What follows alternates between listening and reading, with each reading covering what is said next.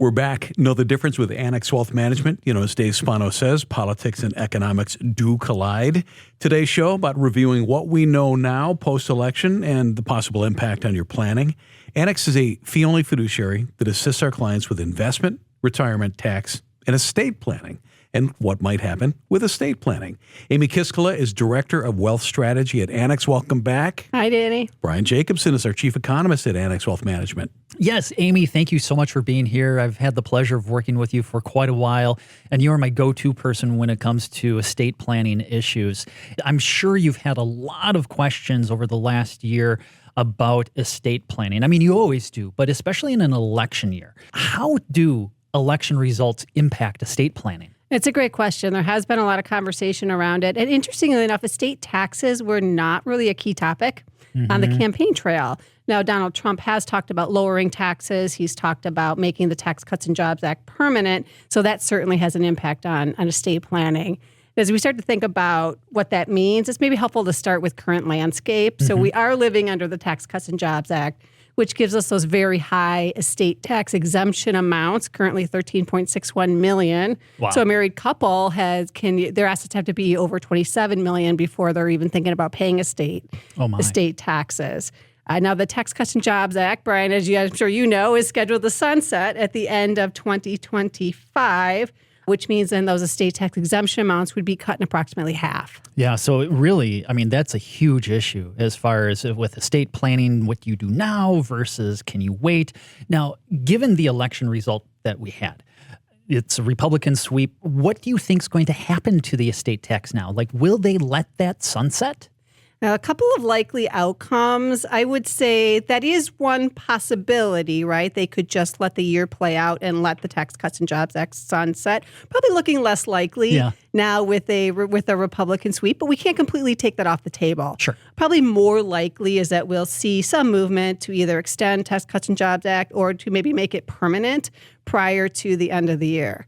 And the wild card really would be we see something more sweeping in terms of changes like estate tax repeal. We have seen bills introduced in the past by Republicans to repeal the estate tax. Oh, interesting. So that would be something along the lines of not having death be a taxable event. Is that kind of the idea of like repeal the estate tax and just rely on the income tax, corporate tax, that sort of thing? So that would be the interesting question, right? Yeah, estate tax repeal would say no, estate tax is due, but then that could introduce the conversation of, well, how does its income tax play a part in that at all? Oh, sure. And I'm sure you also then have the issue about like step up in basis at death and all that other stuff. How does that all sort of interact? And we lived through that a little bit in 2010, where we had estate tax repeal for 1 year, and we saw that there were some challenges with the step up in basis and income tax rules. So a lot remains to be seen here. Yeah, is that the year that, was it Steinbrenner? George Steinbrenner died in 2010, exactly. Yeah, conveniently died just in time or something like that. Yeah. Now, where we are, almost independent of the election, right? We still have 2 months to go to the end of the year. Is there anything that clients or future clients should be thinking about doing for the balance of this year? Well, and that's really interesting, Brian. You know, if we had a blue wave, we'd be having a very different conversation today. And this really has to do with this looming sunset of the Tax Cuts and Jobs Act. In 2024, there have been many conversations around making very large gifts, using as much of that $13.61 million of exemption that you can while you have it around. Now, if, say, the Democrats had swept, we'd be talking probably about accelerating gifts to the end of the year.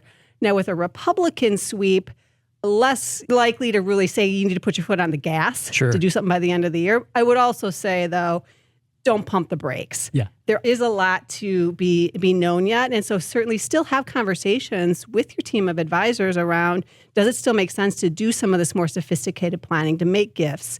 There could be very good reasons to make gifts to family members, to irrevocable trusts, or even charities as part of an overall plan. Sure. I suppose that because it is unknown, you could have gridlock.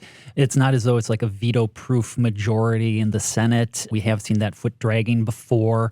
as far as passing legislation, unless it's like through the budget reconciliation process where it can be majority and just done very quickly. There's that possibility things could change. So maybe use it before you lose it is the idea. That's exactly right. It is feasible that we could be sitting here a year from now and still not have a resolution, meaning we'd still have that looming sunset.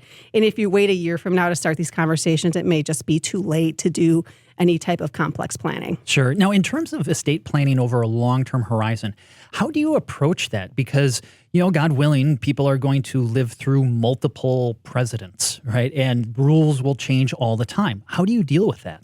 Yeah, we've seen a lot of changes. I'm going to date myself. When I started practicing law, the exemption was $675,000. Oh, wow. So a little different these days. And we typically don't know what the rules are going to be in the year of death. Mm-hmm. So really, there's a couple of key principles that make sense with estate planning. One of them is just planning with flexibility, ways to build flexible provisions into your estate planning documents to take into account that circumstances, whether they be laws or whether just life, can be changed and be maybe unknown at the time of death. Another key principle is integrating estate planning and financial planning. Mm-hmm. And we really do see this when you're looking at maybe making some significant gifts.